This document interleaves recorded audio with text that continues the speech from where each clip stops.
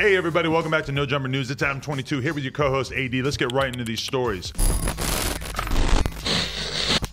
So first story, Pornhub is currently making some major policy changes. A significant chunk of the content on the site is going to disappear very, very soon. Moving forward with their new policy, Pornhub has banned unverified uploaders from posting new content. They have also eliminated downloads and deleted all unverified videos from their site. Videos that are not uploaded by official content partners or Pornhub's model program members will be removed pending verification and review beginning in 2021. Pornhub's content purge comes after an opinion piece in the New York Times accused the site of distributing videos depicting child abuse and non-consensual violence. That led to Visa and MasterCard launching an investigation into illegal content on Pornhub's site. Ultimately, both Visa and MasterCard decided to cut ties with Pornhub. MasterCard cited unlawful content on the site. Okay, when I first heard about this, when I first saw that the New York Times was doing a whole article about Pornhub, at first, my reaction was like, oh great, we're gonna have the mainstream media picking on the porn world, because that's kind of like a consistent thing, is that the mainstream media sort of tries to paint porn as this like awful seedy world that doesn't really resonate with most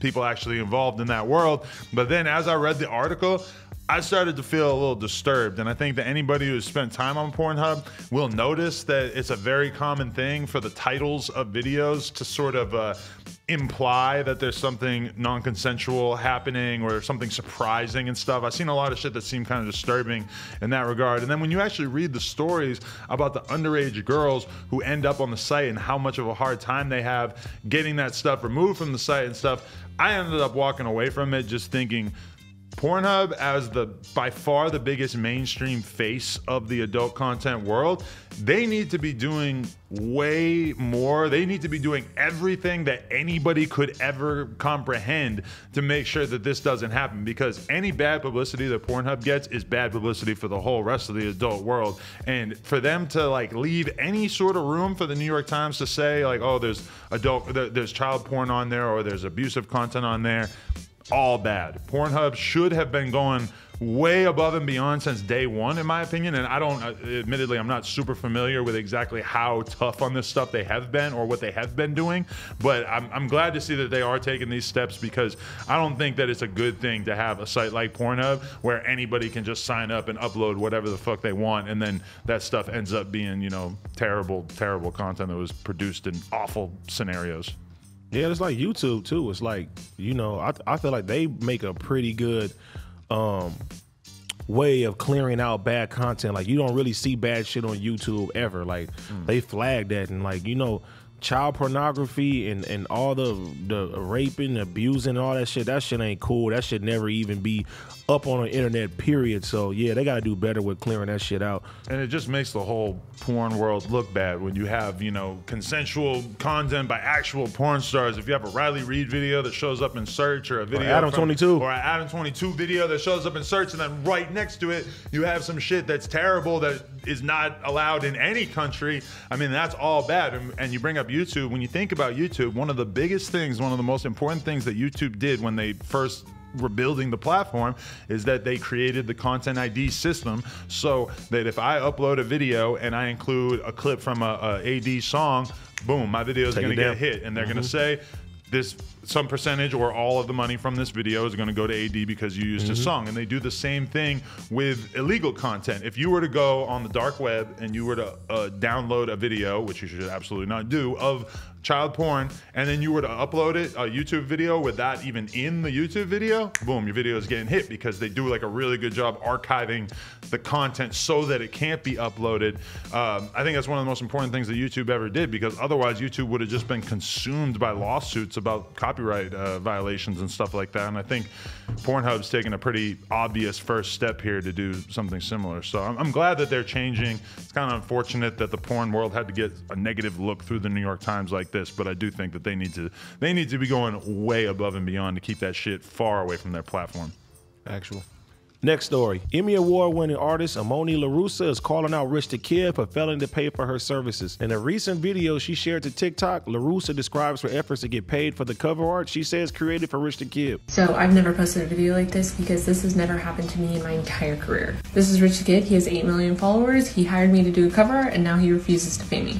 At the start of the project, I asked if he had any direction. He wanted to give me complete freedom. This is our messages. She details how she then sent him 3 more references that she says Rich actually liked, but now says he's refusing to pay her. The cover art appears to be for a song called Nasty that features Mulatto, Ruby Rose, and Flo Milli. Rich the Kid saw the video and responded to the artist on his Instagram story, writing, "Told your goofy ass I ain't like the cover art and I did not want to use that trash ass shit you sent me. Nobody paying for your dinner if a waiter brought the wrong order, and I still gave your dusty ass $500. You people is retarded. And on top of that, nobody ain't paying you $1K for no cover. You a fool." According to XXL, LaRussa told the publication she is still looking to have the issue resolved, adding that she has received messages from Rich accusing her of leaking the track that hasn't been yet released. Let me just say, Rich the Kid, I understand the process that he was going through here, because, you know, sometimes you will request that somebody, you know, for me, it's not album art, but it's like we'll request that somebody does a t-shirt, and then sometimes they send through some t-shirt designs and you don't really like them, and it kind of creates this weird thing where they did put in work for you.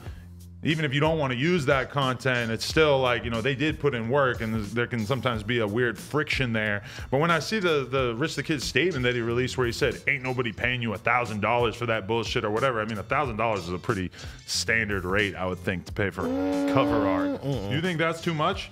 I mean, cover art usually be like the most 500. But it's Rich the Kid, so I think 1,000 doesn't really sound all that shocking, right? A thousand would be like if you have full motion and graphics with it. If you have a full, well, it's just cover art. No, that's what I'm saying. Okay. It's just cover art, and you know he gave her half of the money, even though he didn't like it. He didn't have to do that. Right. And you know, like a lot of graphic designers, I didn't have plenty of graphic designers make cover art I ain't fucking like. You know what I mean? You know, it's not like I said, here, I want you to do this, do this, do this, do this, and do that, and you give me what I want. You know what I'm saying? And then I don't pay you. I don't feel like it's like that. I feel like it was standard. He's like, okay, you do cover art, make something that I like. I will give you $1,000 for it.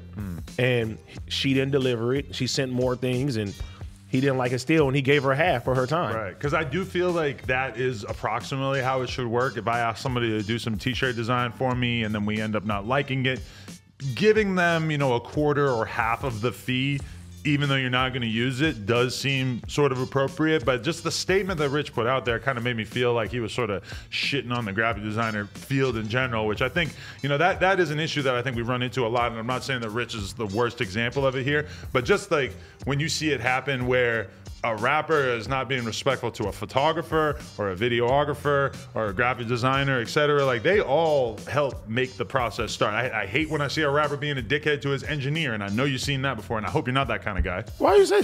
I could see you going and punking the engineer, smacking him in the back of the head. No, I don't do that. But you've seen it happen though, right? You know what I'm talking about? I've seen rappers violate them. I've seen rappers violate engineers, for sure. Right, yeah. I think, like, we need to normalize rappers being nice to the workers who might not have chains or might not have millions of dollars, but are still an important part of your whole creative process. It's just like, I don't know if the girl's tripping or not in this circumstance, but I do think that in general, this is a topic that we should address. Even if you're a rapper, even if you're balling, even if you're off 18 Zans, don't smack your engineer. AD. Okay, YouTubers, do us a big old favor. Like, comment, and subscribe, and we'll be back real soon. Appreciate y'all.